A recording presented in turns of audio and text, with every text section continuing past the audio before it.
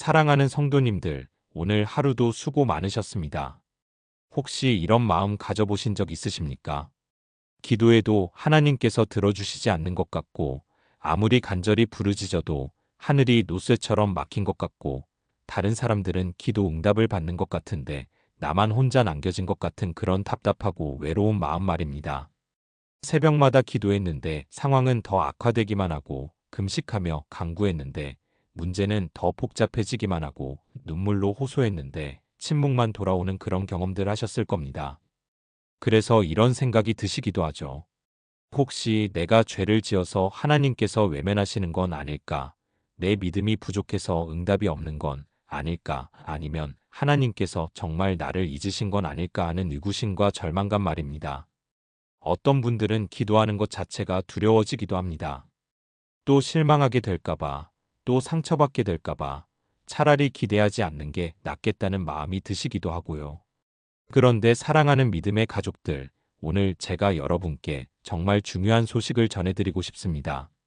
기도 응답이 지연되는 것과 기도가 응답되지 않는 것은 전혀 다른 문제입니다. 하나님의 침묵이 하나님의 외면을 의미하는 것이 아닙니다. 성경에는 기도 응답에 관한 하나님의 변하지 않는 약속들이 가득합니다. 그 약속들은 여러분의 상황이나 감정과 상관없이 여전히 유효하고, 여전히 신실하고, 여전히 여러분을 위해 역사하고 있습니다. 오늘은 기도 응답에 관한 하나님의 8가지 약속을 통해서 여러분의 마음을 위로하고 새로운 소망을 드리고 싶습니다. 첫째는 하나님께서 우리의 기도를 반드시 들으신다는 응답의 확신입니다. 둘째는 하나님의 때가 우리의 때보다 완벽하다는 시간의 지혜입니다. 셋째는 침묵 중에도 하나님이 일하고 계신다는 섭리의 신비입니다. 넷째는 기도가 우리를 변화시키는 과정이라는 성장의 목적입니다. 다섯째는 하나님의 계획이 우리 생각보다 크다는 관점의 확장입니다. 여섯째는 인내하는 기도가 더 큰 축복을 가져온다는 지속의 능력입니다. 일곱째는 공동체와 함께하는 기도의 특별한 힘에 관한 것입니다. 여덟째는 모든 기도가 하나님의 영광을 위해 쓰인다는 영원의 가치입니다. 정말 기대가 되시지 않습니까? 그러면 지금부터 성경 말씀을 통해서 하나님께서 기도에 관해 우리에게 주신 변함없는 약속들을 자세히 살펴보도록 하겠습니다. 첫 번째로 하나님께서 우리의 기도를 반드시 들으신다는 응답의 확신에 대해서 말씀드리겠습니다.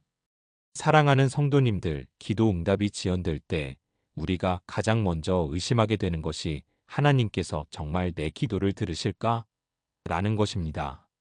하나님이 너무 높은 곳에 계셔서 나의 작은 기도까지는 들리지 않을 것 같고, 하나님이 너무 바쁘셔서 나 같은 보잘것없는 사람의 기도에는 관심이 없으실 것 같다는 생각이 듭니다. 하지만 성경은 이런 우리의 걱정과 의심에 대해 명확하고 확실한 답을 주고 있습니다. 시편 65편 2절에서 기도를 들으시는 주여 모든 육체가 주께 나아오리이다라고 말씀하고 있습니다. 하나님을 기도를 들으시는 주라고 부르고 있습니다. 이것은 하나님의 본질적인 속성 중 하나라는 뜻입니다. 하나님께서는 기도를 들으시는 분이시고 기도에 응답하시는 분이십니다. 시편 116편 1절부터 2절에서는 여호와께서 내 음성과 내 간구를 들으심으로 내가 여호와를 사랑하노라 여호와께서 내게 귀를 기울이심으로 내가 평생에 기도하리로다라고 고백하고 있습니다. 하나님께서 우리의 음성과 간구를 들으시고 우리에게 귀를 기울이신다는 확신 때문에 평생 기도하겠다고 다짐하는 것입니다. 요한일서 5장 14절부터 15절에서는 더욱 분명하게 말씀하고 있습니다. 그를 향하여 우리가 가진 바 담대함이 이것이니 그의 뜻대로 무엇을 구하면 들으심이라. 우리가 무엇이든지 구하는 바를 들으시는 줄을 안즉 우리가 그에게 구한 그것을 얻은 줄을 또한 아느니라. 하나님의 뜻대로 구하면 반드시 들으신다는 약속입니다. 그리고 들으시는 것을 아는 것만으로도 이미 구한 것을 얻은 것과 같다고 말씀하고 있습니다. 그렇다면 하나님께서 우리의 기도를 들으신다는 확신을 가질 수 있는 근거들이 무엇일까요? 첫째, 하나님께서는 우리의 아버지이시기 때문입니다. 마태복음 7장 11절에서 예수님께서 너희가 악한 자라도 좋은 것을 자식에게 줄 줄 알거든 하물며 하늘에 계신 너희 아버지께서 구하는 자에게 좋은 것으로 주시지 않겠느냐고 말씀하셨습니다. 어슬리 아버지도 자녀의 요청을 들어주려고 하는데 하물며 완전하신 하늘 아버지께서 우리의 기도를 안 들으실 리가 없다는 것입니다. 부모는 자녀가 무엇인가 요청할 때 내용을 들어보고 판단합니다. 좋은 것이면 들어주고 해로운 것이면 거절하기도 합니다. 하지만 자녀의 말 자체를 듣지 않는 부모는 없습니다. 마찬가지로 하나님 아버지께서는 우리의 모든 기도를 들으시고 가장 좋은 것으로 응답해 주십니다. 둘째, 예수님께서 우리의 중보자가 되어 주시기 때문입니다. 히브리서 7장 25절에서 그러므로 자기를 힘입어 하나님께 나아가는 자들을 온전히 구원하실 수 있으니 이는 그가 항상 살아계셔서 그들을 위하여 간구하심이라고 말씀하셨습니다. 예수님께서 항상 살아계셔서 우리를 위하여 간구하고 계십니다. 우리의 기도가 부족하고 미흡할지라도 예수님께서 완전하게 중보해 주시기 때문에 하나님께서 들으십니다. 로마서 8장 34절에서도 정죄할 자 누구냐 죽으실 뿐 아니라 다시 살아나신 이는 그리스도 예수시니 그는 하나님 우편에 계셔서 우리를 위하여 간구하시느니라고 말씀하셨습니다. 예수님께서 하나님 우편에서 우리를 위해 간구하고 계시기 때문에 우리의 기도가 하나님께 상달됩니다. 셋째, 성령님께서 우리의 기도를 도우시기 때문입니다. 로마서 8장 26절부터 27절에서 이와 같이 성령도 우리의 연약함을 도우시나니 우리는 마땅히 기도할 바를 알지 못하나 오직 성령이 말할 수 없는 탄식으로 우리를 위하여 친히 간구하시느니라. 마음을 살피시는 이가 성령의 생각을 아시나니 이는 성령이 하나님의 뜻대로 성도를 위하여 간구하심이라고 말씀하셨습니다. 우리가 무엇을 어떻게 기도해야 할지 모를 때도 성령님께서 말할 수 없는 탄식으로 우리를 위해 간구해 주십니다. 그리고 성령님의 간구는 항상 하나님의 뜻에 맞기 때문에 반드시 응답됩니다. 넷째, 하나님의 약속은 변하지 않기 때문입니다. 히브리서 6장 18절에서 이는 하나님이 거짓말을 하실 수 없는 이 두 가지 변하지 못할 사실로 말미암아 앞에 있는 소망을 얻으려고 피난처로 달려간 우리가 큰 안위를 받게 하려 하심이라고 말씀하셨습니다. 하나님께서는 거짓말을 하실 수 없는 분이시고 하나님의 약속은 변하지 않습니다. 기도를 들으신다고 약속하신 하나님께서는 반드시 그 약속을 지키십니다. 성경에는 하나님께서 기도를 들으신다는 실제적인 증거들이 많이 기록되어 있습니다. 아브라함이 소돔과 고모라를 위해 중보기도했을 때 하나님께서 들으셨습니다. 창세기 18장에서 아브라함이 의인 50명을 위하여 그곳을 멸하시려나이까 하고 간구했을 때 하나님께서 내가 그곳에서 의인 50명을 찾으면 그들을 위하여 온 지역을 용서하리라고 응답해 주셨습니다. 모세가 이스라엘 백성을 위해 기도했을 때도 하나님께서 들으셨습니다. 출애굽기 32장에서 이스라엘 백성들이 금송아지를 만들어 섬겼을 때 하나님께서 진노하셔서 그들을 멸하려고 하셨습니다. 하지만 모세가 여호와여 어찌하여 그들을 애굽 땅에서 인도하여 내신 주의 백성에게 진노하시나이까 하고 간구했을 때 하나님께서 뜻을 돌이키셨습니다. 한나가 아들을 달라고 기도했을 때도 하나님께서 들으셨습니다. 사무엘상 1장에서 한나가 만군의 여호와여 만일 주의 여종의 고통을 돌보시고 나를 생각하시고 주의 여종을 잊지 아니하사 아들을 주시면이라고 기도했을 때 하나님께서 사무엘을 주셨습니다. 히스기야 왕이 병중에 기도했을 때도 하나님께서 들으셨습니다. 이사야서 38장에서 히스기야가 여호와여 구하오니 내가 주 앞에서 진실과 온전한 마음으로 행하며 주께서 보시기에 선한 일을 행한 것을 기억하옵소서 하고 기도했을 때 하나님께서 15년의 수명을 더 주셨습니다. 다니엘이 민족을 위해 기도했을 때도 하나님께서 들으셨습니다. 다니엘서 9장에서 다니엘이 예레미야의 예언을 보고 예루살렘을 위해 금식하며 기도했을 때 가브리엘 천사가 와서 응답을 전해 주었습니다. 엘리야가 갈멜산에서 기도했을 때도 하나님께서 들으셨습니다. 열왕기상 18장에서 엘리야가 여호와여 내게 응답하소서 내게 응답하소서 이 백성이 주 여호와는 하나님이신 것과 주께서 그들의 마음을 되돌이키심을 알게 하옵소서라고 기도했을 때 하나님께서 불로 응답해 주셨습니다. 신약에서도 마찬가지입니다. 예수님께서 나사로를 위해 기도하셨을 때 하나님께서 들으셨습니다. 요한복음 11장에서 아버지여 내 말을 들으신 것을 감사하나이다. 항상 내 말을 들으시는 줄을 내가 알았나이다라고 기도하셨을 때 나사로가 살아났습니다. 베드로가 감옥에서 기도받을 때도 하나님께서 들으셨습니다. 사도행전 12장에서 교회가 베드로를 위해 간절히 기도했을 때 천사가 와서 베드로를 구출해 주었습니다. 바울과 실라가 감옥에서 찬송하며 기도했을 때도 하나님께서 들으셨습니다. 사도행전 16장에서 그들이 밤중에 기도하고 찬송할 때 지진이 일어나서 옥문이 열리고 모든 사람의 결박이 풀렸습니다. 사랑하는 믿음의 가족들, 이 모든 사례들이 무엇을 보여줍니까? 하나님께서는 변함없이 우리의 기도를 들으시는 분이라는 것입니다. 시대가 바뀌고 사람이 바뀌고 상황이 바뀌어도 하나님께서 기도를 들으신다는 것은 변하지 않습니다. 여러분의 기도도 예외가 아닙니다. 여러분이 드리는 모든 기도를 하나님께서 들으고 계십니다. 응답이 지연되는 것 같아도 침묵하시는 것 같아도 하나님께서는 분명히 여러분의 기도를 들으고 계시고 가장 좋은 때에 가장 좋은 방법으로 응답해 주실 것입니다. 두 번째로 하나님의 때가 우리의 때보다 완벽하다는 시간의 지혜에 대해서 말씀드리겠습니다. 사랑하는 성도님들, 우리가 기도할 때 가장 답답해하는 것 중 하나가 바로 시간의 문제입니다. 우리는 지금 당장 응답받기를 원합니다. 오늘 기도했으면 내일 응답받기를 바라고 이번 주에 기도했으면 다음 주에는 결과를 보고 싶어 합니다. 하지만 하나님의 시간표는 우리의 시간표와 다릅니다. 전도서 3장 1절에서 천하의 범사가 기한이 있고 모든 목적이 이룰 때가 있나니라고 말씀하신 것처럼 하나님께서는 모든 일의 때를 정해 두셨습니다. 그리고 하나님의 때는 항상 완벽합니다. 너무 빠르지도 않고 너무 늦지도 않습니다. 우리에게 가장 유익하고 가장 좋은 때에 응답해 주십니다.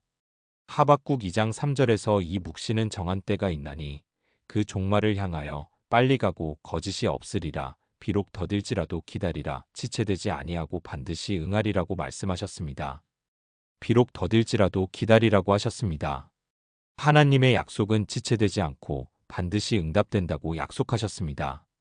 그렇다면 하나님께서 왜 때로는 기도 응답을 지연시키실까요?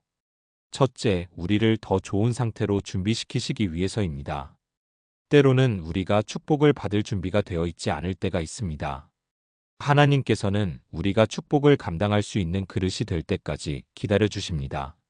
솔로몬이 지혜를 구했을 때 하나님께서 즉시 주셨지만 그 지혜를 온전히 사용할 수 있기까지는 시간이 필요했습니다. 다윗이 기름 부음을 받았을 때부터 실제로 왕이 되기까지도 오랜 시간이 걸렸습니다. 그 기간 동안 다윗은 왕이 되기 위한 준비를 했습니다. 둘째, 상황을 완벽하게 정리하시기 위해서입니다. 하나님께서는 한 가지 문제만 해결하시는 것이 아니라 관련된 모든 문제를 함께 해결하십니다. 요셉의 경우를 보면 단순히 요셉 개인을 축복하신 것이 아니라 야곱의 온 가족과 애굽 전체, 나아가서 온 세계를 구원하는 일까지 함께 이루셨습니다. 만약 요셉이 처음에 팔려갔을 때 바로 구원받았다면 이런 큰 일들이 이루어질 수 없었을 것입니다. 셋째, 우리의 믿음을 성장시키시기 위해서입니다. 쉽게 받은 것은 쉽게 잃을 수 있지만 오래 기다려서 받은 것은 더 소중히 여기게 됩니다. 아브라함이 25년을 기다려서 받은 이삭이 얼마나 소중했는지 상상해 보십시오. 한나가 오랫동안 기다려서 받은 사무엘을 얼마나 감사하게 여겼는지 생각해 보십시오. 기다리는 시간이 그들의 믿음을 더욱 견고하게 만들었고 받은 축복을 더욱 소중히 여기게 만들었습니다. 넷째, 더 큰 축복을 주시기 위해서입니다. 때로는 하나님께서 우리가 구한 것보다 훨씬 더 큰 축복을 주시려고 기다리게 하실 때가 있습니다. 에베소서 3장 20절에서 우리 가운데서 역사하시는 능력대로 우리가 구하거나 생각하는 모든 것에 더 넘치도록 능히 하실 이에게라고 말씀하신 것처럼 하나님께서는 우리가 구하거나 생각하는 것보다 훨씬 더 크게 주시려고 하십니다. 그런 큰 축복을 준비하시는 데는 시간이 필요합니다. 다섯째, 다른 사람들에게도 유익을 주시기 위해서입니다. 하나님께서는 개인만이 아니라 공동체 전체의 유익을 생각하십니다. 우리 한 사람의 기도 응답이 많은 사람들에게 축복이 되고 하나님께 영광이 되는 때까지 기다리십니다. 성경에는 하나님의 완벽한 타이밍을 보여주는 많은 사례들이 있습니다. 아브라함의 경우를 다시 보면 하나님께서 아브라함에게 아들을 주시겠다고 약속하셨지만 25년이 걸렸습니다. 만약 하나님께서 처음 약속하셨을 때 바로 아들을 주셨다면 어떻게 되었을까요? 아브라함의 믿음이 그만큼 성장하지 못했을 것이고 믿음의 조상이라는 칭호도 받지 못했을 것입니다. 또한 이스마엘과 이삭의 문제도 없었을 것이고 아브라함의 순종도 그만큼 깊어지지 못했을 것입니다. 하나님께서는 가장 완벽한 때에 이삭을 주셔서 아브라함을 믿음의 조상으로 만드시고 이스라엘 민족의 역사를 시작하게 하셨습니다. 모세의 경우도 마찬가지입니다. 모세가 40세에 이스라엘 백성을 구원하려고 시도했을 때는 실패했습니다. 하지만 하나님께서는 모세를 미디안 광야에서 40년 동안 더 준비시키신 후에 80세에 부르셨습니다. 만약 하나님께서 모세를 40세에 바로 사용하셨다면 어떻게 되었을까요? 모세의 혈기와 교만함 때문에 하나님의 일이 제대로 이루어지지 못했을 것입니다. 하지만 광야에서 40년을 보내면서 모세는 완전히 다른 사람이 되었습니다. 겸손해졌고 하나님께 의존하게 되었고 백성들을 섬기는 마음을 가지게 되었습니다. 하나님께서는 가장 완벽한 때에 모세를 사용하셔서 이스라엘을 이집트에서 구출하는 위대한 역사를 이루셨습니다. 다윗의 경우도 그렇습니다. 다윗이 사무엘에게 기름 부음을 받은 것은 어렸을 때였지만 실제로 이스라엘의 왕이 된 것은 30세 때였습니다. 그 사이에 다윗은 사울에게 쫓기면서 온갖 고생을 했습니다. 하지만 그 시간들이 다윗을 위대한 왕으로 준비시키는 과정이었습니다. 만약 다윗이 기름 부음을 받자마자 바로 왕이 되었다면 어떻게 되었을까요?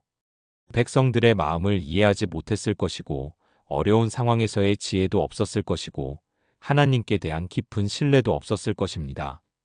하지만 고난의 시간을 통해서 다윗은 하나님의 마음에 합한 왕으로 준비되었습니다. 에스더의 경우도 마찬가지입니다. 에스더가 페르시아의 왕후가 된 것도 하만이 유대인 멸절 음모를 꾸민 것도 모르드게가 왕을 구한 것도 모든 것이 하나님의 완벽한 타이밍 속에서 일어난 일들이었습니다. 만약 에스더가 하만의 음모 이전에 왕후가 되었다면 또는 하만의 음모 이후에 왕후가 되었다면 유대민족을 구원할 수 없었을 것입니다. 하지만 하나님께서는 이때를 위하여 에스더를 왕으로 세우셨고 가장 완벽한 때에 유대민족을 구원하는 역사를 이루셨습니다. 신약에서도 마찬가지입니다. 갈라디아서 4장 4절에서 때가 참에 하나님이 그 아들을 보내사 여자에게서 나게 하시고 율법 아래에 나게 하신 것은이라고 말씀하셨습니다. 예수님께서도 때가 참에 이 땅에 오셨습니다. 만약 예수님께서 다른 때에 오셨다면 어떻게 되었을까요? 로마의 도로망이 완비되지 않았다면 복음이 빠르게 전파되기 어려웠을 것이고 헬라어가 공통언어가 되지 않았다면 온 세계에 복음을 전하기 어려웠을 것입니다. 하지만 하나님께서는 가장 완벽한 때에 예수님을 보내셔서 구원의 역사를 완성하셨습니다. 나사로의 경우도 그렇습니다. 나사로가 병들었을 때 마르다와 마리아가 예수님께 급히 소식을 전했습니다. 하지만 예수님께서는 즉시 오시지 않고 이틀을 더 머무르셨습니다. 그 사이에 나사로는 죽었고 장사 지낸 지 나흘이 되었습니다. 만약 예수님께서 처음 소식을 들었을 때 바로 가셨다면 나사로를 병에서 고쳐주셨을 것입니다. 하지만 예수님께서는 더 큰 영광을 나타내시기 위해서 기다리셨습니다. 죽은 지 나흘 된 나사로를 살리심으로써 예수님께서 부활이요 생명이심을 확실히 보여주셨습니다. 요한복음 11장 4절에서 예수님께서 이 병은 죽을 병이 아니라 하나님의 영광을 위함이요 하나님의 아들로 이로 말미암아 영광을 받게 하려 함이라고 말씀하신 대로 하나님의 완벽한 타이밍이 더 큰 영광을 나타냈습니다. 사랑하는 믿음의 가족들, 여러분의 기도 응답도 마찬가지입니다. 지금 당장 응답이 없는 것 같아도 하나님께서는 가장 완벽한 때를 위해서 준비하고 계십니다. 여러분이 축복을 온전히 감당할 수 있을 때, 상황이 완벽하게 정리될 때, 여러분의 믿음이 충분히 성장할 때, 더 큰 축복을 주실 때, 다른 사람들에게도 유익이 될 때, 그때 하나님께서는 가장 완벽한 방법으로 응답해 주실 것입니다. 이사야 60장 22절에서 그때가 이르면 나 여호와가 속히 이루리라고 약속하셨습니다. 하나님의 때가 이르면 속히 이루어집니다. 그때까지 인내하며 기다리시기 바랍니다. 하나님의 시간은 절대로 틀리지 않습니다. 세 번째로 침묵 중에도 하나님이 일하고 계신다는 섭리의 신비에 대해서 말씀드리겠습니다. 사랑하는 성도님들, 기도할 때 가장 힘든 것 중 하나가 바로 하나님의 침묵입니다. 아무리 간절히 기도해도 하나님께서 말씀하지 않으시는 것 같고, 아무리 부르짖어도 응답이 없는 것 같고, 마치 하나님께서 잠들어 계시는 것 같은 느낌이 들 때가 있습니다. 그래서 시편 기자처럼 내 하나님이여 내가 낮에도 부르짖으나 응답하지 아니하시고 밤에도 잠잠하지 아니하나이다 시편 220이라고 탄식하게 됩니다. 하지만 하나님의 침묵이 하나님의 부재를 의미하는 것은 아닙니다. 하나님께서 말씀하지 않으신다고 해서 일하지 않으시는 것도 아닙니다. 오히려 침묵 중에도 하나님께서는 보이지 않는 곳에서 더욱 강력하게 역사하고 계십니다. 이사야 45장 15절에서 구원자 이스라엘의 하나님이여 진실로 주는 스스로 숨어 계시는 하나님이시니이다라고 말씀하신 것처럼 하나님께서는 때로는 숨어서 일하십니다. 보이지 않는 곳에서 우리가 알지 못하는 방법으로 우리의 상상을 초월하는 계획을 진행하고 계십니다. 에스더서를 보면 흥미로운 사실을 발견할 수 있습니다. 에스더서에는 하나님의 이름이 한 번도 직접 언급되지 않습니다. 기도에 대한 직접적인 언급도 없고 하나님의 개입에 대한 명시적인 표현도 없습니다. 마치 하나님께서 완전히 침묵하고 계시는 것 같습니다. 하지만 에스더서 전체를 통해서 하나님의 섭리와 인도하심이 분명히 드러납니다. 와스디 왕후가 폐위되는 것, 에스더가 왕후로 선택되는 것, 모르드게가 왕을 구하는 것, 하만의 음모가 발각되는 것, 모든 것이 절묘한 타이밍으로 일어납니다. 이 모든 일들이 우연의 일치일 수는 없습니다. 보이지 않는 곳에서 하나님께서 모든 것을 주관하고 계셨던 것입니다. 그렇다면 하나님께서 왜 때로는 침묵하시며 숨어서 일하실까요? 첫째, 우리의 믿음을 시험하시기 위해서입니다. 하나님께서 직접 말씀하시고 눈에 보이게 역사하실 때는 믿기가 쉽습니다. 하지만 아무것도 보이지 않고 들리지 않을 때도 하나님을 신뢰하는 것이 진정한 믿음입니다. 욥기에서 욥이 그가 나를 죽이실지라도 나는 그를 의뢰하리라 욥 1315고 고백한 것이 바로 그런 믿음입니다. 아무런 증거가 없어도 모든 상황이 절망적이어도 하나님을 신뢰하는 믿음 말입니다. 둘째, 우리의 자립심을 키우시기 위해서입니다. 하나님께서 항상 직접적으로 인도해 주시면 우리는 의존적이 됩니다. 하지만 하나님께서 침묵하실 때 우리는 스스로 판단하고 결정하는 능력을 기를 수 있습니다. 물론 이것이 하나님을 무시하라는 뜻은 아닙니다. 하나님의 말씀과 원리에 따라 스스로 지혜롭게 판단할 수 있는 성숙한 믿음을 기르라는 뜻입니다. 셋째, 더 큰 영광을 나타내시기 위해서입니다. 하나님께서 처음부터 끝까지 모든 것을 직접 하시면 사람들이 하나님의 능력을 당연하게 여길 수 있습니다. 하지만 불가능해 보이는 상황에서 놀라운 역전이 일어날 때 사람들은 하나님의 능력을 더욱 놀라워하게 됩니다.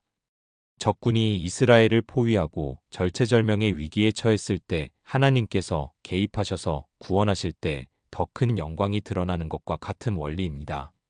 넷째, 우리를 겸손하게 하시기 위해서입니다. 하나님께서 항상 즉시 응답해 주시면 우리는 교만해질 수 있습니다.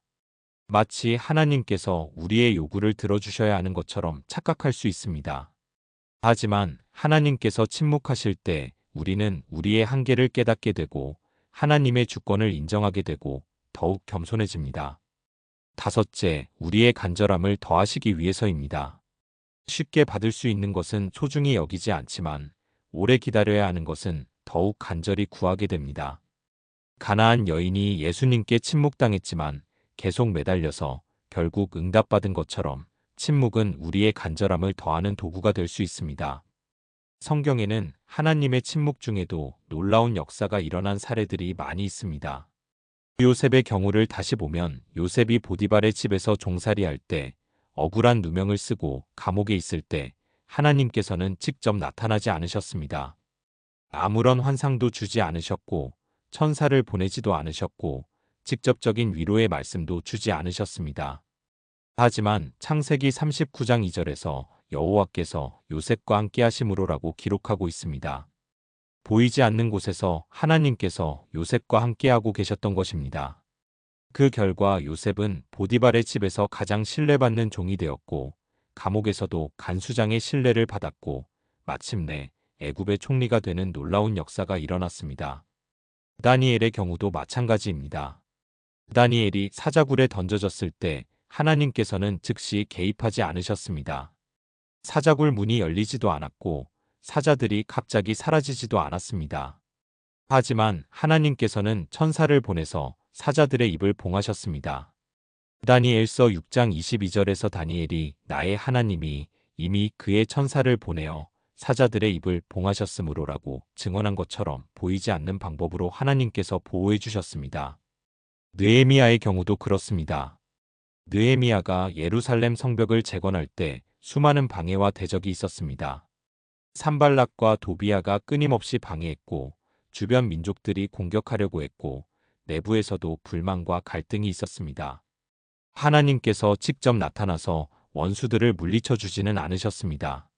하지만 느헤미야서 6장 16절에서 우리 대적이 이를 듣고 우리 사방에 있는 이방 족속들이 다 두려워하여 스스로 낙담하였으니 그들이 이 역사는 우리 하나님께서 이루신 것임을 알미라고 기록한 것처럼 보이지 않는 곳에서 하나님께서 역사하셔서 성벽 재건을 완성하게 하셨습니다.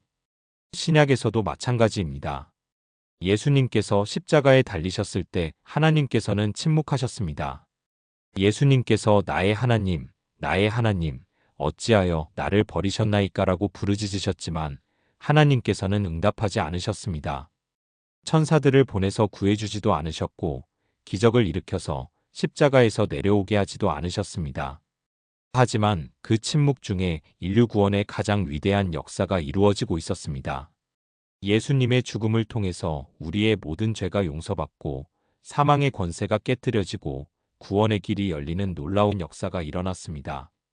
바울의 경우도 그렇습니다. 바울이 로마로 가는 배에서 폭풍을 만났을 때 처음에는 하나님의 음성이 들리지 않았습니다. 승객들이 모두 절망하고 포기할 정도로 위험한 상황이었습니다. 하지만 사도행전 27장 23절에서 바울이 내가 속한 바 곧 내가 섬기는 하나님의 사자가 어제 밤에 내 곁에 서서 말하되라고 증언한 것처럼 가장 절망적인 순간에 하나님께서 천사를 보내서 위로와 확신을 주셨습니다. 사랑하는 믿음의 가족들, 지금 하나님께서 침묵하고 계신 것 같아도 낙심하지 마시기 바랍니다. 하나님께서는 보이지 않는 곳에서 여러분을 위해 일하고 계십니다. 여러분이 알지 못하는 방법으로 길을 예비하시고 여러분이 상상할 수 없는 계획을 진행하시고 여러분이 기대하는 것보다 훨씬 더 큰 축복을 준비하고 계십니다. 시편 121편 4절에서 이스라엘을 지키시는 이는 졸지도 아니하고 주무시지도 아니하시는도다라고 말씀하신 것처럼 하나님께서는 잠들지 않으시고 졸지 않으시며 24시간 여러분을 위해서 일하고 계십니다. 침묵은 부재가 아니라 다른 방식의 임재입니다. 하나님의 침묵을 하나님의 사랑으로 받아들이시기 바랍니다. 네 번째로 기도가 우리를 변화시키는 과정이라는 성장의 목적에 대해서 말씀드리겠습니다. 사랑하는 성도님들, 우리는 때로 기도를 하나님을 변화시키려는 도구로 생각하기 쉽습니다. 하나님의 마음을 바꾸어서 우리가 원하는 대로 해달라고 요구하는 것으로 이해하기도 합니다. 하지만 기도의 가장 중요한 목적 중 하나는 하나님을 변화시키는 것이 아니라 우리를 변화시키는 것입니다. 기도를 통해서 하나님의 마음을 알게 되고 하나님의 뜻에 우리의 뜻을 맞춰가게 되고 하나님의 성품을 닮아가게 됩니다. 예수님께서 가르쳐 주신 주기도문을 보면 이것을 분명히 알 수 있습니다. 뜻이 하늘에서 이루어진 것 같이 땅에서도 이루어지이다라고 기도하라고 하셨습니다. 하나님의 뜻을 우리의 뜻으로 바꿔달라는 기도가 아니라 하나님의 뜻이 이루어지기를 기도하라고 하셨습니다. 로마서 12장 2절에서 너희는 이 세대를 본받지 말고 오직 마음을 새롭게 함으로 변화를 받아 하나님의 선하시고 기뻐하시고 온전하신 뜻이 무엇인지 분별하도록 하라고 말씀하신 것처럼 기도는 우리의 마음을 새롭게 하고 변화시키는 과정입니다. 그렇다면 기도를 통해서 우리에게 어떤 변화가 일어날까요? 첫째, 하나님과의 관계가 더욱 깊어집니다. 기도는 하나님과의 대화입니다. 대화를 많이 할수록 서로를 더 잘 알게 되고 관계가 깊어지는 것처럼 기도를 많이 할수록 하나님을 더 잘 알게 되고 하나님과의 관계가 더욱 친밀해집니다. 야고보서 4장 8절에서 하나님을 가까이 하라 그리하면 너희를 가까이 하시리라고 약속하신 것처럼 기도를 통해서 하나님께 가까이 갈 때 하나님께서도 우리에게 가까이 오십니다. 둘째, 우리의 마음이 하나님의 마음과 같아집니다. 기도할 때 우리는 하나님의 마음을 알게 됩니다.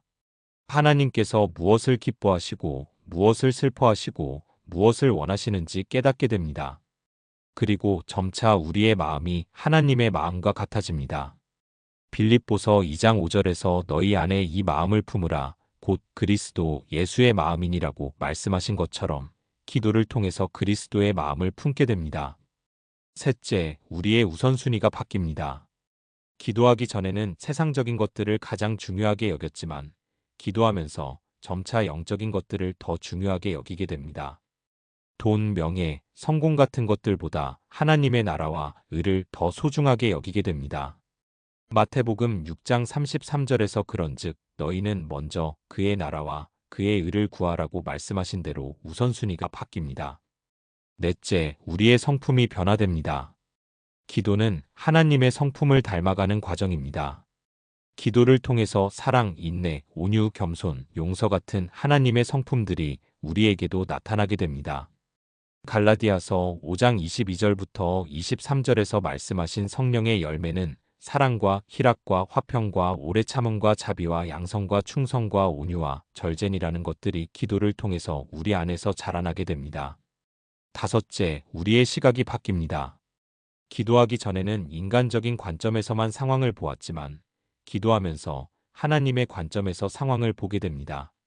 문제만 보이던 상황에서 기회를 보게 되고 절망만 보이던 상황에서 소망을 보게 되고 불가능만 보이던 상황에서 가능성을 보게 됩니다.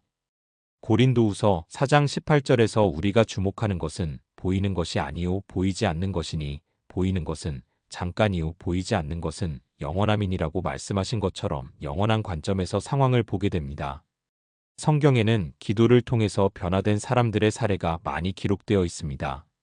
야곱의 경우를 보면 야복강에서 하나님과 씨름하며 밤새 기도한 후에 완전히 다른 사람이 되었습니다. 속이는 자 야곱에서 하나님과 겨루어 이긴 이스라엘로 이름이 바뀌었습니다. 창세기 32장 24절부터 30절까지의 기록을 보면 야곱이 하나님과 씨름하면서 당신이 내게 축복하지 아니하면 가게 하지 아니하겠나이다라고 간구했습니다. 그 간절한 기도를 통해서 야곱은 자신의 한계를 깨닫고 하나님의 은혜에 의존하게 되고 겸손한 사람으로 변화되었습니다. 모세의 경우도 마찬가지입니다. 모세가 시내산에서 40일 동안 금식하며 기도할 때 그의 얼굴에서 광채가 나게 되었습니다.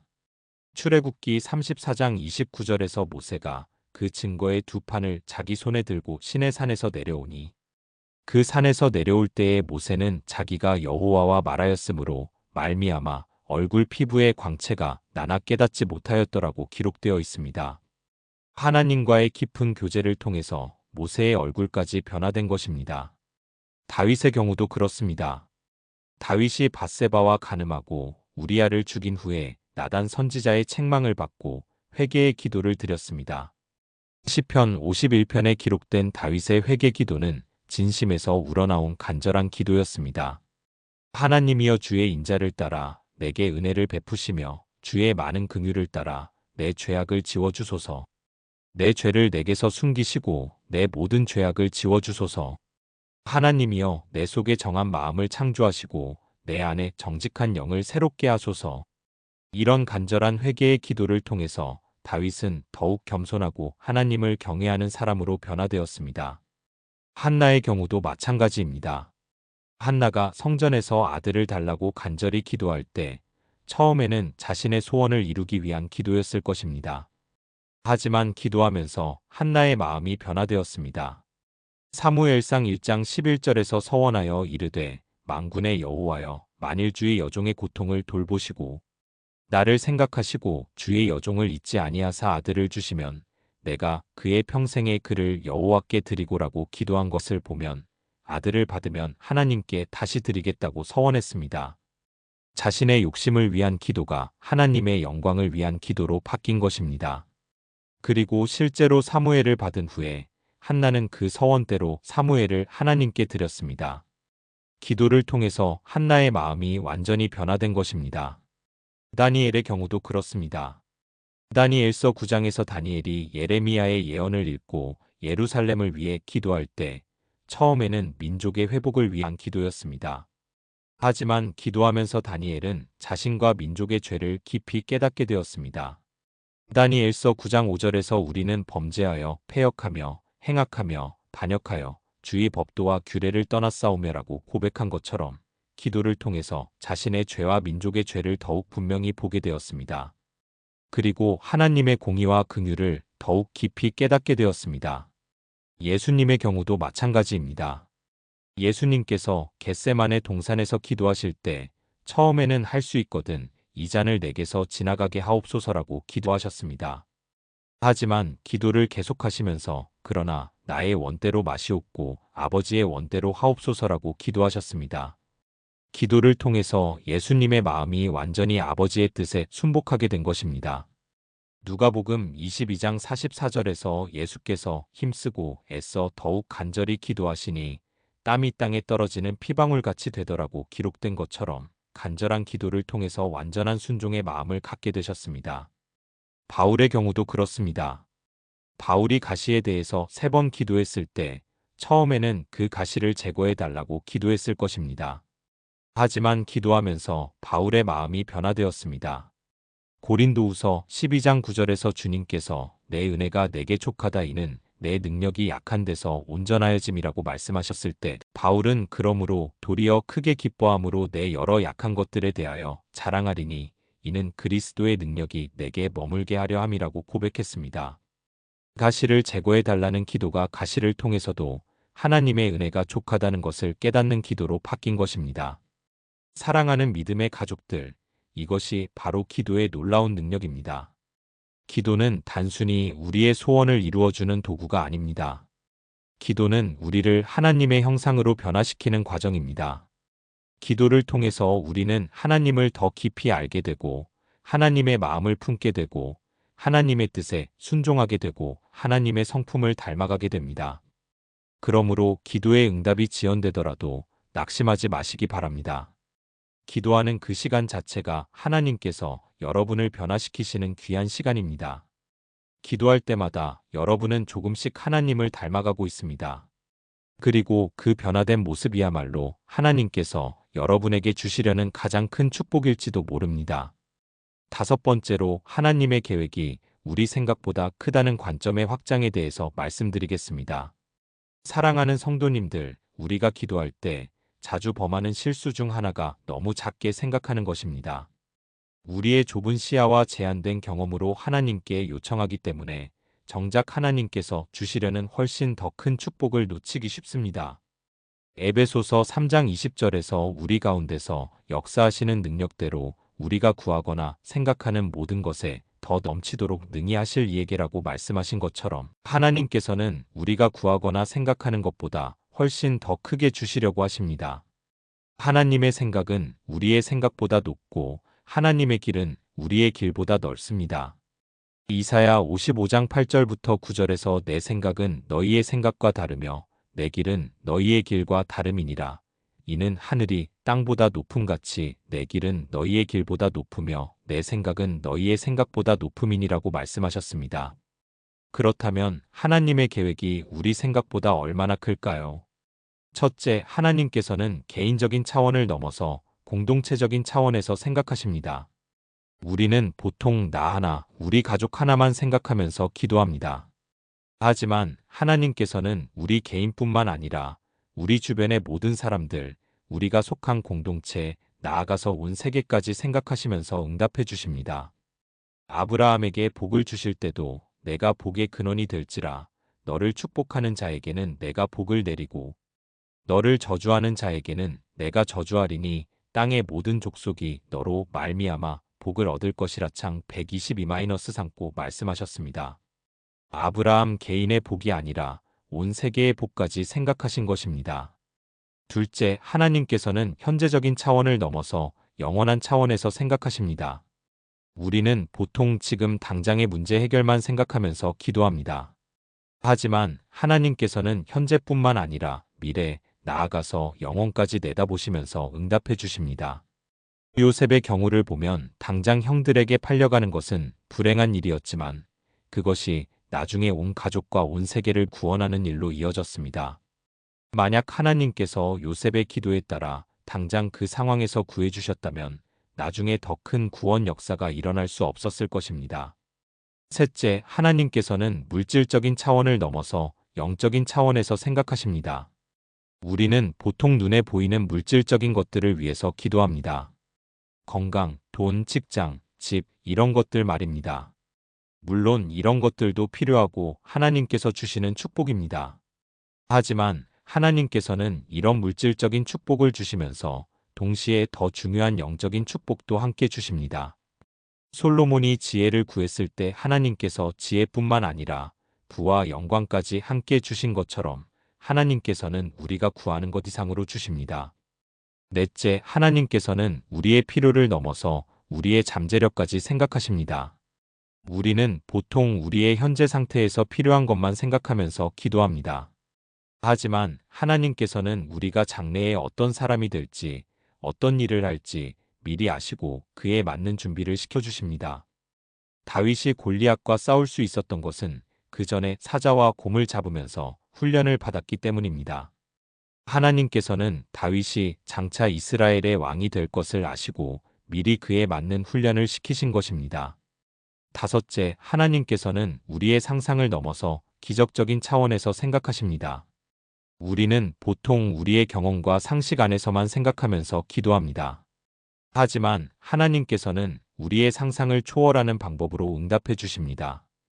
홍해를 가르시고 해를 머물게 하시고 죽은 자를 살리시고 오병이어로 5,000명을 먹이시는 하나님이십니다. 우리가 불가능하다고 생각하는 일도 하나님께는 가능합니다. 성경에는 하나님의 크신 계획을 보여주는 많은 사례들이 있습니다. 아브라함의 경우를 다시 보면 아브라함은 아마 아들 하나만 달라고 기도했을 것입니다. 늙은 나이에 후사가 없어서 걱정이 많았기 때문입니다. 하지만 하나님께서는 아들 하나만 주신 것이 아니라 하늘의 별과 같고 바닷가의 모래와 같이 후손을 번성하게 해주셨습니다. 그리고 그 후손을 통해서 온 세계가 복을 받게 하셨습니다. 아브라함의 작은 소원이 인류 구원의 대역사로 확장된 것입니다. 모세의 경우도 마찬가지입니다.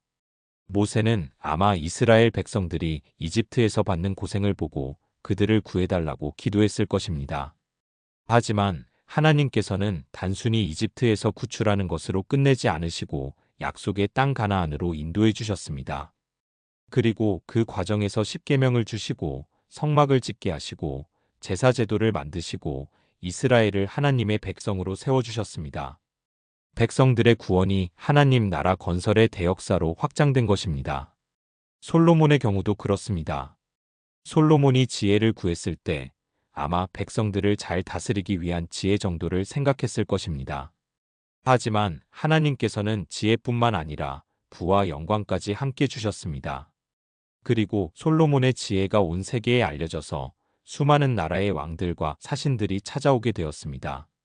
그를 통해서 하나님의 이름이 온 세계에 알려지게 된 것입니다.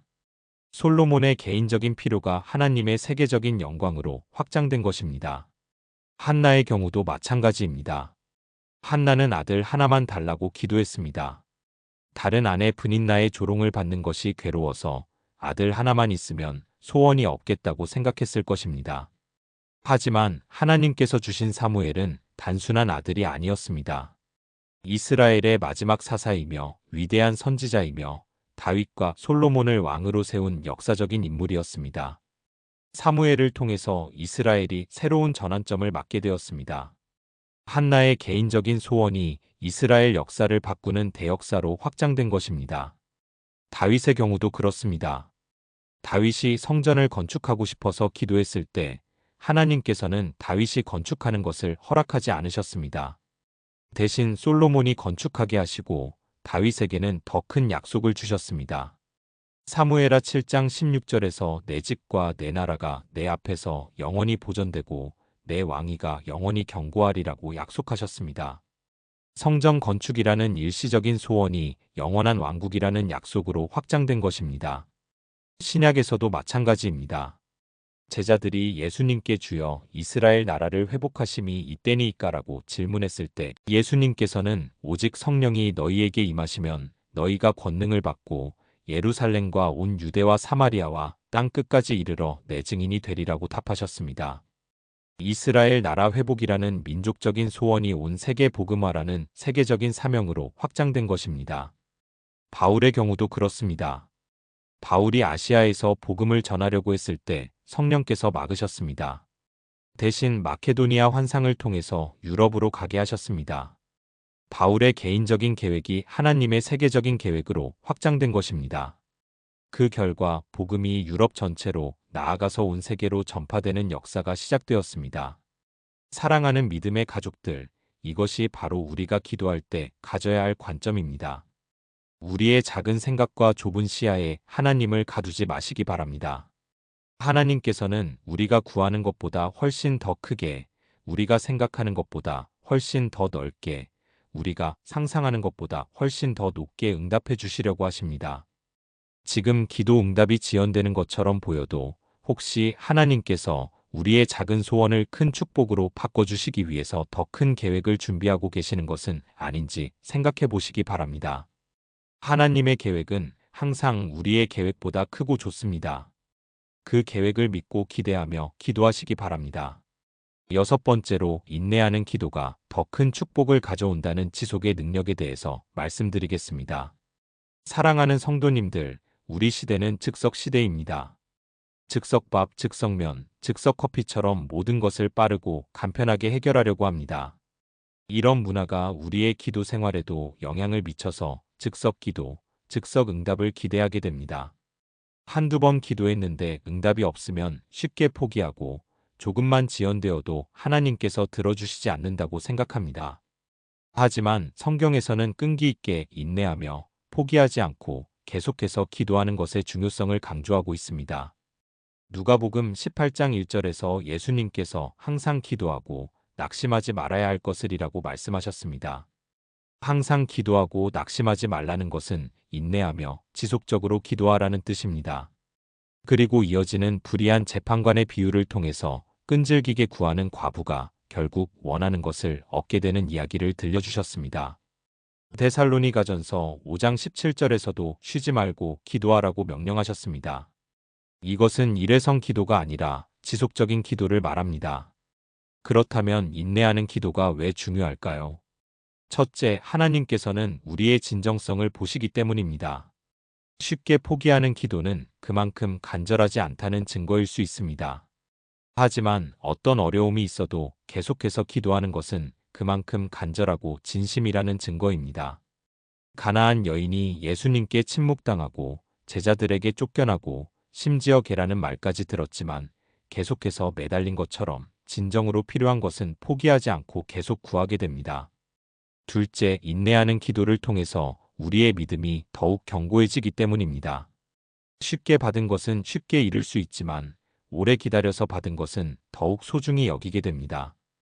또한 기다리는 과정에서 우리의 믿음이 시험받고 정련되어서 더욱 순수하고 강한 믿음이 됩니다. 야고보서 1장 3절에서 이는 너희 믿음의 시련이 인내를 만들어내는 줄 너희가 알미라고 말씀하신 것처럼 인내하는 기도를 통해서 우리의 믿음이 성장합니다.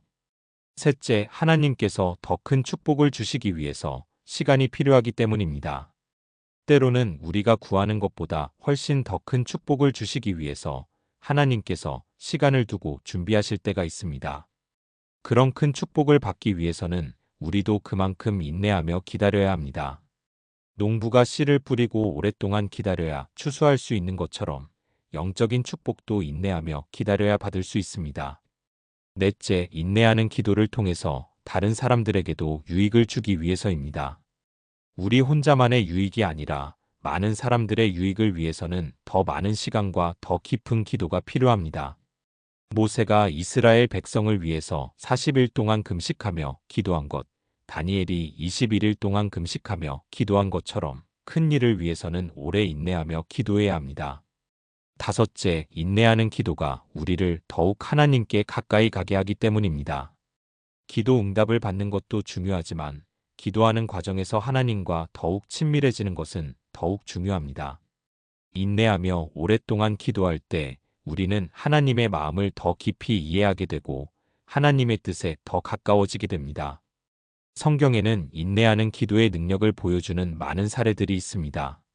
아브라함의 경우 하나님께서 아들을 주시겠다고 약속하신 후 25년을 기다려야 했습니다. 25년이라는 긴 시간 동안 아브라함은 계속해서 기도했을 것입니다. 때로는 의심도 들었을 것이고 포기하고 싶은 마음도 들었을 것입니다. 실제로 중간에 하갈을 통해서 이스마엘을 얻으려고 시도하기도 했습니다. 하지만 끝까지 하나님의 약속을 붙들고 기도했고 마침내 약속의 아들 이삭을 얻었습니다. 그리고 그 인내의 기도를 통해서 아브라함은 믿음의 조상이라는 영광스러운 칭호를 받게 되었습니다. 한나의 경우도 마찬가지입니다. 사무엘상 1장을 보면 한나가 해마다 성전에 올라가서 기도했다고 기록되어 있습니다. 한 해만 기도한 것이 아니라 해마다 계속해서 기도한 것입니다. 그 과정에서 분인나의 조롱도 받았고 제사장 엘리의 오해도 받았습니다. 하지만 한나는 포기하지 않고 계속해서 간절히 기도했습니다. 마침내 하나님께서 한나의 기도를 들으시고 사무엘을 주셨습니다.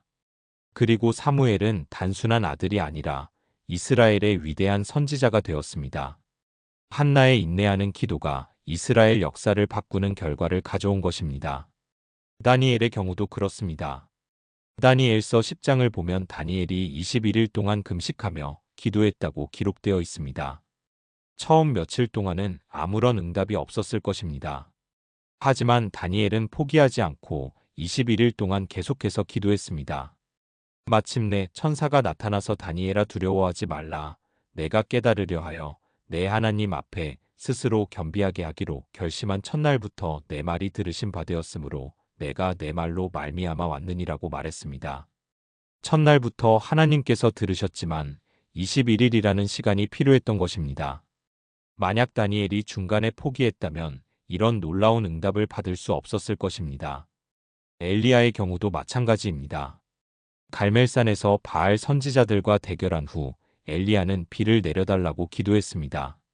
열왕기상 18장을 보면 엘리야가 7번 기도했다고 기록되어 있습니다. 첫 번째, 두 번째, 세 번째, 여섯 번째까지는 아무런 응답이 없었습니다. 하지만 엘리야는 포기하지 않고 7번째 기도를 드렸습니다.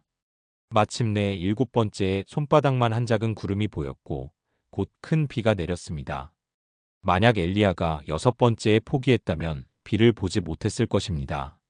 신약에서도 마찬가지입니다. 가나안 여인이 딸의 병 고침을 위해서 예수님께 간구했을 때 예수님께서는 처음에 침묵하셨습니다. 그 다음에는 제자들이 그 여인을 쫓아보내려고 했습니다.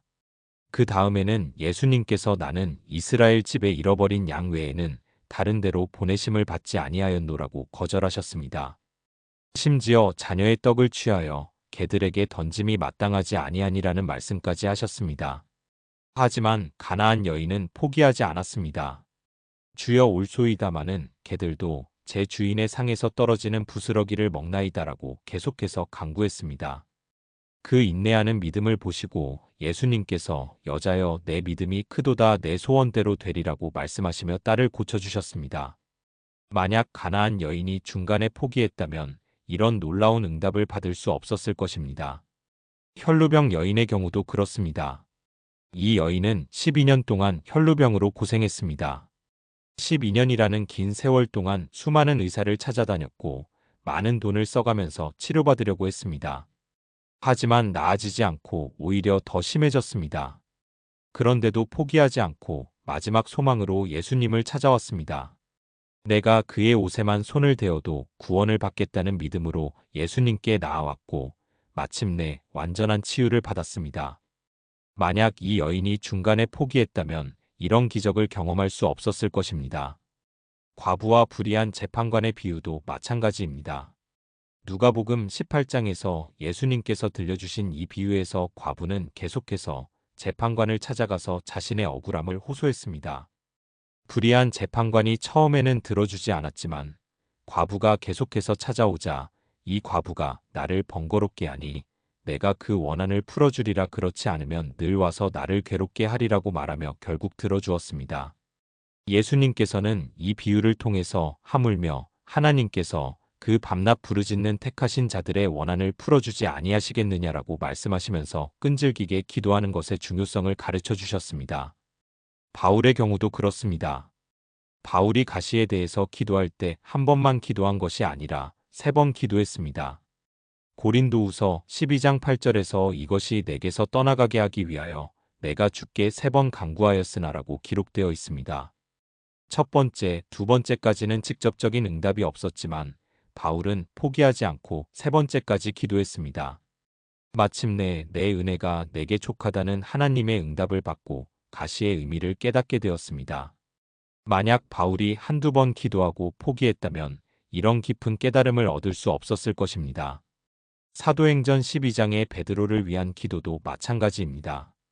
베드로가 감옥에 갇혔을 때 교회는 그를 위하여 간절히 하나님께 기도하더라고 기록되어 있습니다. 여기서 간절이라는 말은 계속해서 쉬지 않고 기도했다는 뜻입니다. 하룻밤 내내 교회 성도들이 모여서 베드로를 위해서 기도했습니다. 그 결과 천사가 와서 베드로를 구출하는 놀라운 기적이 일어났습니다. 만약 교회가 조금 기도하고 포기했다면 이런 기적을 보지 못했을 것입니다. 사랑하는 믿음의 가족들, 이 모든 사례들이 우리에게 무엇을 가르쳐 줍니까? 인내하는 기도가 더 큰 축복을 가져온다는 것입니다. 쉽게 포기하는 기도는 작은 응답만 받을 수 있지만 끝까지 인내하는 기도는 상상할 수 없는 큰 축복을 받을 수 있습니다. 지금 여러분의 기도에 당장 응답이 없다고 해서 포기하지 마시기 바랍니다. 하나님께서는 여러분의 인내하는 기도를 통해서 더 큰 축복을 주시려고 하십니다. 갈라디아서 6장 9절에서 우리가 선을 행하되 낙심하지 말지니 포기하지 아니하면 때가 이름에 거두리라고 약속하신 것처럼 포기하지 않으면 반드시 때가 이름에 거둘 것입니다. 계속해서 기도하시기 바랍니다. 쉬지 말고 기도하시기 바랍니다. 낙심하지 말고 기도하시기 바랍니다. 하나님께서 여러분의 인내하는 기도에 놀라운 응답으로 보답해 주실 것입니다. 7번째로 공동체와 함께하는 기도의 특별한 힘에 대해서 말씀드리겠습니다. 사랑하는 성도님들, 우리는 때로 기도를 매우 개인적인 일로만 생각하기 쉽습니다. 혼자서 골방에 들어가서 하나님과 단둘이 나누는 것만이 진정한 기도라고 생각하기도 합니다. 물론 개인 기도는 매우 중요하고 필수적입니다. 예수님께서도 내가 기도할 때에는 내 골방에 들어가 문을 닫고 은밀한 중에 계신 내 아버지께 기도하라 마태복음 66고 말씀하셨습니다. 하지만 성경에서는 공동체와 함께하는 기도의 특별한 능력에 대해서도 강조하고 있습니다. 마태복음 18장 19절부터 20절에서 예수님께서 진실로 다시 너희에게 이르노니 너희 중에 두 사람이 땅에서 합심하여 무엇이든지 구하면 하늘에 계신 내 아버지께서 그들을 위하여 이루게 하시리라. 두세 사람이 내 이름으로 모인 곳에는 나도 그들 중에 있느니라고 약속하셨습니다. 두 사람이 합심하여 구하는 기도에는 특별한 능력이 있다는 것입니다. 그렇다면 공동체 기도가 왜 특별한 힘을 가질까요? 첫째, 하나님께서 연합과 일치를 기뻐하시기 때문입니다. 시편 133편 1절에서 형제가 연합하여 동거함이 어찌 그리 선하고 아름다운 고라고 말씀하신 것처럼 하나님께서는 성도들이 하나 되는 것을 기뻐하십니다. 공동체가 한마음으로 모여서 기도할 때 하나님께서 특별히 역사하십니다. 사도행전 4장 24절에서 그들이 듣고 한마음으로 하나님께 소리를 높여라고 기록된 것처럼 한마음으로 드리는 기도에는 특별한 능력이 있습니다. 둘째, 서로의 믿음이 격려되고 강화되기 때문입니다. 혼자 기도할 때는 의심이나 낙심이 들 수 있지만 여러 사람이 함께 기도할 때는 서로의 믿음이 격려됩니다. 한 사람의 믿음이 약해질 때 다른 사람의 믿음이 붙들어주고 한 사람이 포기하려고 할 때 다른 사람이 용기를 줍니다. 전도서 4장 12절에서 한 사람이면 패하겠거니와 두 사람이면 맞설 수 있나니 삼겹줄은 쉽게 끊어지지 아니하느니라고 말씀하신 것처럼 함께하는 힘은 훨씬 강합니다. 셋째, 더 큰 일들을 위해서 기도할 수 있기 때문입니다. 개인의 필요만이 아니라 교회의 필요, 나라의 필요, 세계의 필요까지 함께 기도할 수 있습니다. 더 큰 일을 위해서는 더 많은 사람의 기도가 필요합니다. 느헤미야가 예루살렘 성벽을 재건할 때도 백성들이 함께 기도했고, 사도들이 복음을 전할 때도 교회가 함께 기도했습니다. 넷째, 하나님의 이름이 더욱 영광받기 때문입니다. 한 사람의 기도가 응답될 때보다 여러 사람의 기도가 응답될 때 하나님의 이름이 더욱 높아집니다. 많은 사람이 함께 기도하고 함께 응답받을 때 하나님의 능력과 신실하심이 더욱 분명히 드러납니다. 다섯째, 사랑과 돌봄이 나타나기 때문입니다. 공동체가 한 사람을 위해서 함께 기도한다는 것은 그 사람에 대한 사랑과 돌봄을 나타내는 것입니다. 그 사랑 자체가 하나님을 감동시키고 응답을 이끌어냅니다. 야고보서 5장 16절에서 그러므로 너희 죄를 서로 고백하며 병이 낫기를 위하여 서로 기도하라. 의인의 간구는 역사하는 힘이 크니라고 말씀하신 것처럼 서로를 위한 기도에는 특별한 능력이 있습니다. 성경에는 공동체 기도의 놀라운 능력을 보여주는 많은 사례들이 있습니다. 구약에서 여호사밧 왕 시대의 모압과 암몬 연합군이 침공했을 때의 일을 보겠습니다. 역대하 20장을 보면 여호사밧이 온 유다 백성들과 함께 금식하며 기도했습니다. 온 유다가 여호와 앞에 서 있는데 그들의 어린 자녀와 아내도 함께 있었더라고 기록되어 있습니다. 남녀노소 구분 없이 온 백성이 함께 모여서 기도한 것입니다. 그 결과 하나님께서 야하시엘을 통해서 이 전쟁은 너희의 전쟁이 아니요 하나님의 전쟁이라는 응답을 주셨고 실제로 적군들이 서로 싸우다가 전멸하는 기적이 일어났습니다. 만약 여호사밧 왕 혼자만 기도했다면 이런 놀라운 역사가 일어났을까요? 온 백성이 함께 기도했기 때문에 하나님께서 더욱 강력하게 역사하신 것입니다. 니느웨 성의 회개 사건도 마찬가지입니다. 요나서 3장을 보면 요나의 전도를 듣고 니느웨 왕이 온 성에 금식 명령을 내렸습니다. 사람이나 짐승이나 소나 양을 막론하고 아무것도 먹지 말며 물도 마시지 말 것이요 사람이든 짐승이든지 다 굵은 배를 입을 것이요 힘써 여호와께 부르짖을 것이며라고 명령했습니다. 온 성이 함께 회개하고 기도한 것입니다. 그 결과 하나님께서 뜻을 돌이키셔서 니느웨 성을 멸하지 않으셨습니다. 만약 몇 사람만 회개하고 기도했다면 이런 결과가 있었을까요? 온 성이 함께 기도했기 때문에 하나님의 마음이 움직인 것입니다. 신약에서는 사도행전의 많은 사례들을 볼 수 있습니다. 사도행전 1장에서 제자들이 다락방에 모여서 마가의 다락방에서 함께 기도했습니다. 이 사람들이 여자들과 예수의 어머니 마리아와 예수의 아우들과 더불어 마음을 같이하여 오로지 기도에 힘쓰니라고 기록되어 있습니다. 120명이 함께 모여서 열흘 동안 기도한 결과 오순절 성령 강림의 놀라운 역사가 일어났습니다. 만약 제자들이 각자 흩어져서 개별적으로 기도했다면 이런 역사가 일어났을까요?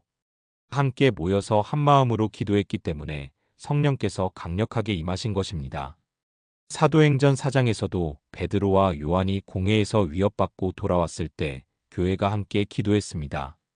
그들이 듣고 한마음으로 하나님께 소리를 높여 이르되 대주제여 천지와 바다와 그 가운데 만물을 지은 이시오라고 기도했습니다. 그 결과 기도가 끝남에 모인 곳이 진동하더니 무리가 다 성령이 충만하여 담대히 하나님의 말씀을 전하니라는 기적이 일어났습니다. 집까지 진동하는 응답이 있었던 것입니다. 사도행전 12장에서 베드로가 감옥에 갇혔을 때도 교회는 그를 위하여 간절히 하나님께 기도하더라고 기록되어 있습니다.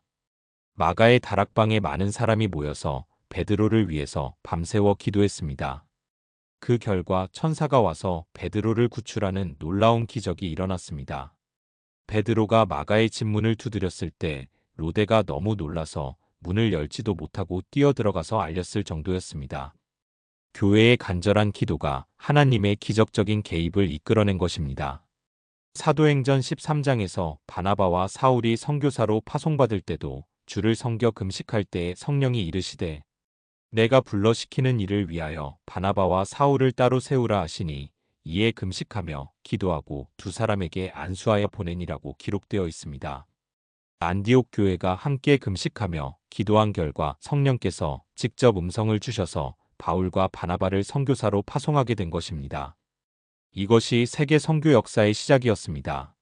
만약 안디옥 교회가 함께 기도하지 않았다면 이런 역사적인 일이 일어났을까요? 교회 차원에서만이 아닙니다. 개인적인 차원에서도 공동체 기도의 능력을 볼 수 있습니다. 마가복음 2장에서 중풍병자를 고치는 사건을 보면 네 사람이 함께 중풍병자를 예수님께 데리고 왔습니다. 사람이 너무 많아서 예수님께 가까이 갈 수 없자 지붕을 뚫고 중풍병자를 달아내렸습니다. 마가복음 2장 5절에서 예수께서 그들의 믿음을 보시고 중풍병자에게 이르시되 작은 자야 내 죄 사함을 받았느니라고 말씀하셨습니다. 여기서 그들의 믿음은 네 사람의 공동체적인 믿음을 의미합니다. 네 사람이 함께 믿고 함께 노력한 결과 중풍병자가 완전히 나음을 받았습니다. 만약 한 사람만 왔다면 이런 기적이 일어났을까요? 네 사람이 함께 했기 때문에 더 큰 믿음과 더 큰 능력이 나타난 것입니다. 현대에도 공동체 기도의 능력은 계속됩니다. 한국의 새벽 기도회, 통성 기도, 철야 기도회 등은 모두 공동체 기도의 형태입니다. 이런 공동체 기도를 통해서 개인의 기도로는 경험할 수 없는 놀라운 은혜와 능력을 경험하게 됩니다.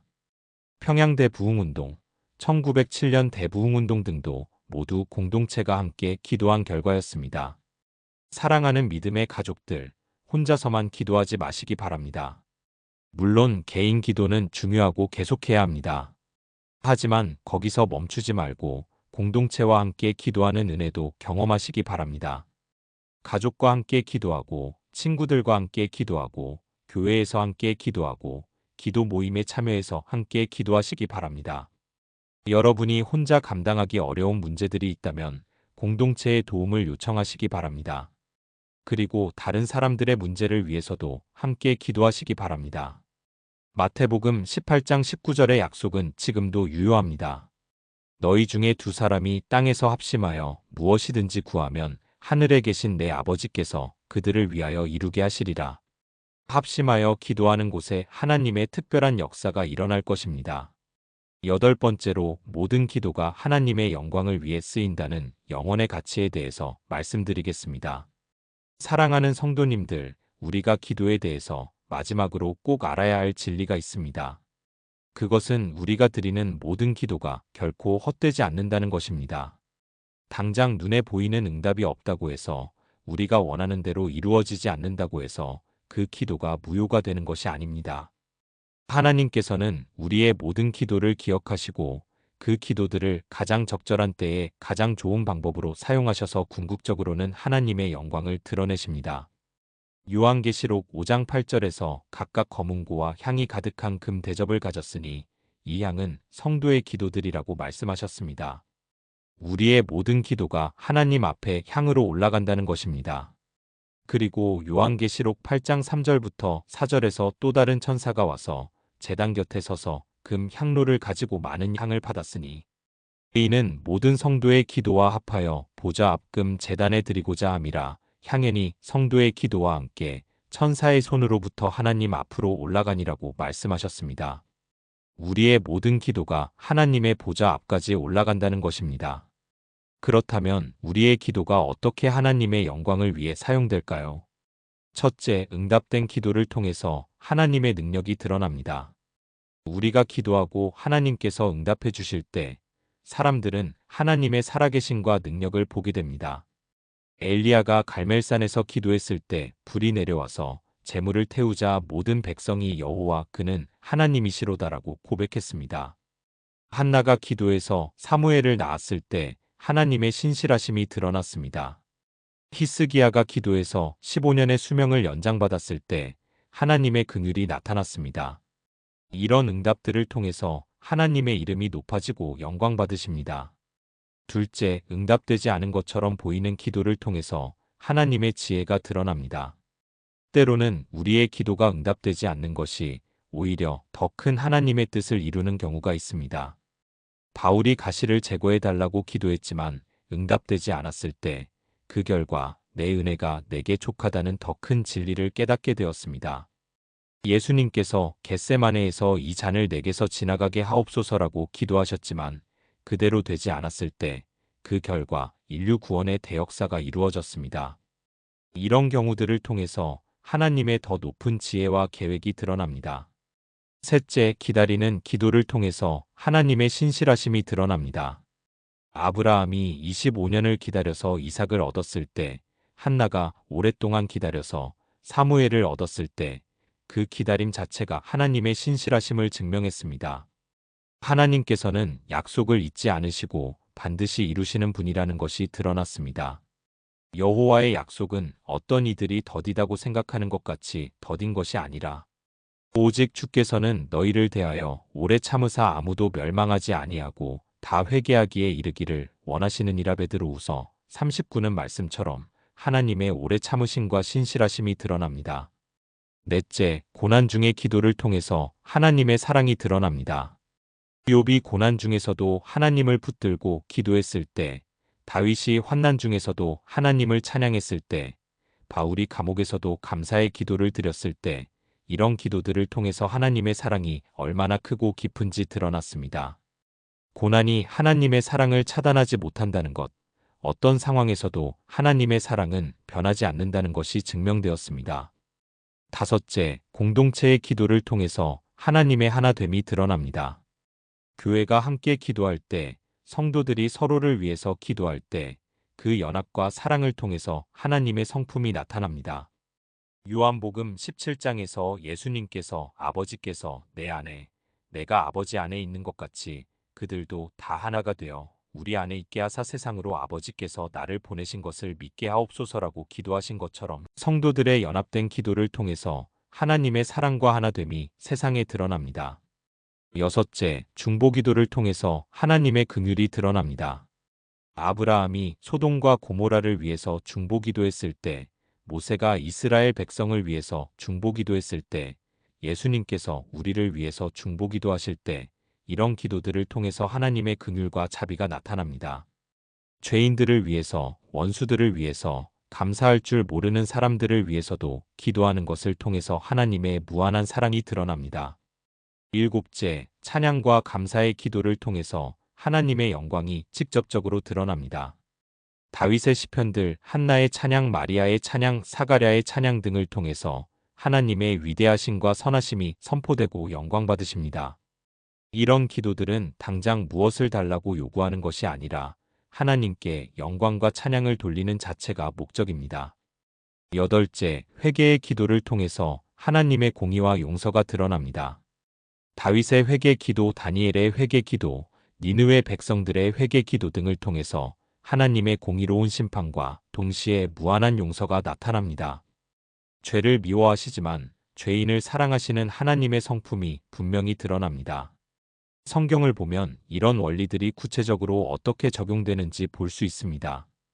다니엘서 10장에서 다니엘이 21일 동안 기도했을 때 천사가 와서 다니엘아 두려워하지 말라. 내가 깨달으려 하여 내 하나님 앞에 스스로 겸비하게 하기로 결심한 첫날부터 내 말이 들으심 바 되었으므로 내가 내 말로 말미암아 왔느니라고 말했습니다. 다니엘의 기도가 첫날부터 들으셨다는 것입니다. 그런데 왜 21일이나 지연되었을까요? 천사는 바사국 군주가 21일 동안 나를 막았으므로라고 설명했습니다. 영적 세계에서 전쟁이 벌어지고 있었던 것입니다. 다니엘의 기도가 단순히 개인적인 응답을 받는 차원을 넘어서 영적 전쟁의 도구로 사용되고 있었던 것입니다. 만약 다니엘이 며칠 기도하고 포기했다면 이런 영적 전쟁에서 승리할 수 없었을 것입니다. 다니엘의 끈질긴 기도가 하나님의 영광을 위한 영적 전투에서 승리하는 도구가 된 것입니다.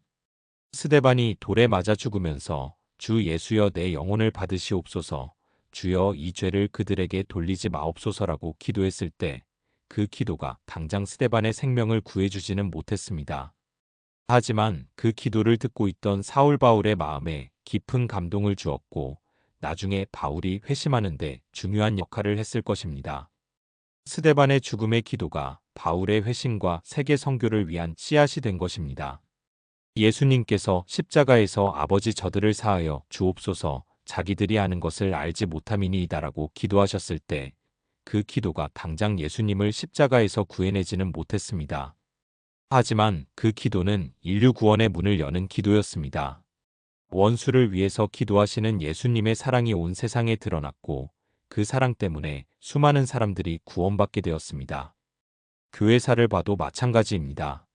초대교회 성도들이 핍박받으면서도 계속 기도했을 때 그 기도들이 당장 핍박을 멈추게 하지는 못했지만 결국 로마 제국 전체가 기독교화되는 결과를 가져왔습니다. 순교자들의 기도와 죽음이 복음 전파의 씨앗이 되었던 것입니다. 종교개혁자들이 기도하면서 개혁을 추진했을 때 그들의 기도가 당장 모든 문제를 해결해 주지는 못했지만 결국 교회가 새로워지고 복음이 더 순수하게 전해지는 결과를 가져왔습니다. 선교사들이 선교지에서 기도하면서 복음을 전했을 때 그들의 기도가 당장 모든 어려움을 해결해 주지는 못했지만 결국 복음이 온 세계로 전파되는 결과를 가져왔습니다. 현대에도 마찬가지입니다. 북한을 위한 기도, 이슬람권을 위한 기도, 선교사들을 위한 기도 등이 당장 눈에 보이는 결과를 가져오지 않는 것 같아도 하나님께서는 그 모든 기도들을 기억하시고 때가 이르면 놀라운 방법으로 응답해 주실 것입니다. 사랑하는 믿음의 가족들, 이것이 우리가 기도에 대해서 가져야 할 영원한 관점입니다. 우리의 기도가 당장 우리가 원하는 대로 응답되지 않는다고 해서 헛된 것이 아닙니다. 하나님께서는 우리의 모든 기도를 기억하시고 가장 적절한 때에 가장 좋은 방법으로 사용하셔서 궁극적으로는 하나님의 영광을 드러내십니다. 때로는 우리가 살아있을 때 그 결과를 보기도 하고 때로는 우리가 천국에 간 후에 그 결과를 보기도 할 것입니다. 하지만 확실한 것은 우리의 기도가 결코 헛되지 않는다는 것입니다. 히브리서 6장 10절에서 하나님이 불의하지 아니하사 너희 행위와 그의 이름을 위하여 나타낸 사랑으로 성도들을 섬긴 것과 지금도 섬기고 있는 것을 잊어버리지 아니하시느니라고 약속하신 것처럼 하나님께서는 우리의 기도를 잊지 않으십니다.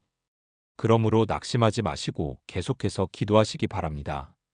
여러분의 모든 기도가 하나님의 영광을 위해 귀하게 사용될 것입니다. 사랑하는 믿음의 가족들, 오늘 우리가 함께 나눈 기도에 관한 하나님의 8가지 약속을 다시 한번 정리해 보겠습니다. 첫째, 하나님께서 우리의 기도를 반드시 들으신다는 응답의 확신입니다. 하나님은 기도를 들으시는 분이시고 우리의 아버지시고 예수님이 중보해 주시고 성령님이 도와주시기 때문에 우리의 모든 기도를 들으십니다. 둘째, 하나님의 때가 우리의 때보다 완벽하다는 시간의 지혜입니다. 하나님께서는 우리를 준비시키시고 상황을 정리하시고 믿음을 성장시키시고 더 큰 축복을 주시고 다른 사람들에게도 유익을 주시기 위해서 가장 완벽한 때에 응답해 주십니다. 셋째, 침묵 중에도 하나님이 일하고 계신다는 섭리의 신비입니다. 하나님의 침묵은 부재가 아니라 다른 방식의 임재이고 보이지 않는 곳에서 하나님께서는 우리를 위해 일하고 계십니다. 넷째, 기도가 우리를 변화시키는 과정이라는 성장의 목적입니다. 기도를 통해서 하나님과의 관계가 깊어지고 마음이 하나님의 마음과 같아지고 우선순위가 바뀌고 성품이 변화되고 시각이 바뀝니다. 다섯째, 하나님의 계획이 우리 생각보다 크다는 관점의 확장입니다. 하나님께서는 개인적 차원을 넘어 공동체적으로, 현재적 차원을 넘어 영원하게, 물질적 차원을 넘어 영적으로, 필요를 넘어 잠재력까지, 상상을 넘어 기적적으로 응답해 주십니다. 여섯째, 인내하는 기도가 더 큰 축복을 가져온다는 지속의 능력입니다. 인내하는 기도를 통해서 우리의 진정성이 드러나고 믿음이 견고해지고 더 큰 축복을 받고 다른 사람들에게도 유익을 주고 하나님과 더 가까워집니다. 일곱째, 공동체와 함께하는 기도의 특별한 힘입니다. 하나님께서 연합을 기뻐하시고 서로의 믿음이 격려되고 더 큰 일들을 위해 기도할 수 있고 하나님의 이름이 더욱 영광받고 사랑과 돌봄이 나타나기 때문에 공동체 기도에는 특별한 능력이 있습니다. 여덟째, 모든 기도가 하나님의 영광을 위해 쓰인다는 영원의 가치입니다. 응답된 기도든 응답되지 않은 것처럼 보이는 기도든 기다리는 기도든 고난 중의 기도든 모든 기도가 궁극적으로는 하나님의 영광을 드러내는 데 사용됩니다. 이 8가지 약속이 바로 기도에도 응답이 없는 것 같을 때 우리가 붙들어야 할 하나님의 변하지 않는 약속들입니다. 여러분이 지금 어떤 상황에 있든지 어떤 기도를 드리고 있든지 이 약속들을 믿고 의지하시기 바랍니다. 하나님께서는 여러분의 기도를 들으시고 가장 좋은 때에 가장 좋은 방법으로 응답해 주실 것입니다. 예레미야 33장 3절에서 너는 내게 부르짖으라. 내가 내게 응답하겠고 내가 알지 못하는 크고 은밀한 일을 내게 보이리라고 약속하셨습니다. 부르짖으시기 바랍니다. 하나님께서 응답하실 것입니다. 여러분이 알지 못하는 크고 은밀한 일들을 보여주실 것입니다. 마태복음 7장 7절부터 8절에서 구하라 그리하면 너희에게 주실 것이요 찾으라 그리하면 찾아낼 것이요 문을 두드리라 그리하면 너희에게 열릴 것이니 구하는 이마다 받을 것이요 찾는 이마다 찾아낼 것이요 문을 두드리는 이마다 열릴 것이니라고 약속하셨습니다. 구하시기 바랍니다. 찾으시기 바랍니다. 문을 두드리시기 바랍니다. 포기하지 마시고 계속하시기 바랍니다. 반드시 받을 것이고 반드시 찾아낼 것이고 반드시 열릴 것입니다. 요한일서 5장 14절부터 15절에서 그를 향하여 우리가 가진 바 담대함이 이것이니 그의 뜻대로 무엇을 구하면 들으심이라 우리가 무엇이든지 구하는 바를 들으시는 줄을 안즉 우리가 그에게 구한 그것을 얻은 줄을 또한 아느니라고 약속하셨습니다. 하나님의 뜻대로 구하면 반드시 들으십니다. 그리고 들으시는 것을 아는 것만으로도 이미 얻은 것과 같습니다. 그러므로 담대하게 기도하시기 바랍니다. 확신을 가지고 기도하시기 바랍니다. 소망을 가지고 기도하시기 바랍니다. 사랑하는 성도님들, 오늘 이 말씀을 들으신 모든 분들이 기도에 대한 새로운 확신과 소망을 얻으시기를 축복합니다.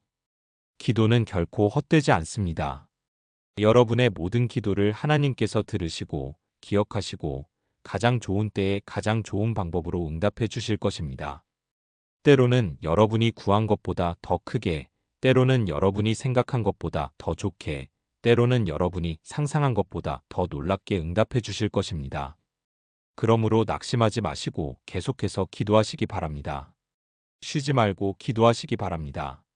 범사에 감사하며 기도하시기 바랍니다. 그리하여 이 땅에서도 하나님의 놀라운 응답을 경험하시고 천국에서는 영원한 상급을 받으시기를 주님의 이름으로 축복합니다. 여러분을 향한 하나님의 계획은 평안이요, 재앙이 아니요, 미래와 희망을 주는 것입니다. 그 계획이 여러분의 기도를 통해서 온전히 이루어지기를 축복하며 기도합니다. 하나님의 무한하신 사랑과 크신 은혜가 오늘 이 말씀을 듣는 모든 분들과 함께 하시기를 축복합니다. 아멘.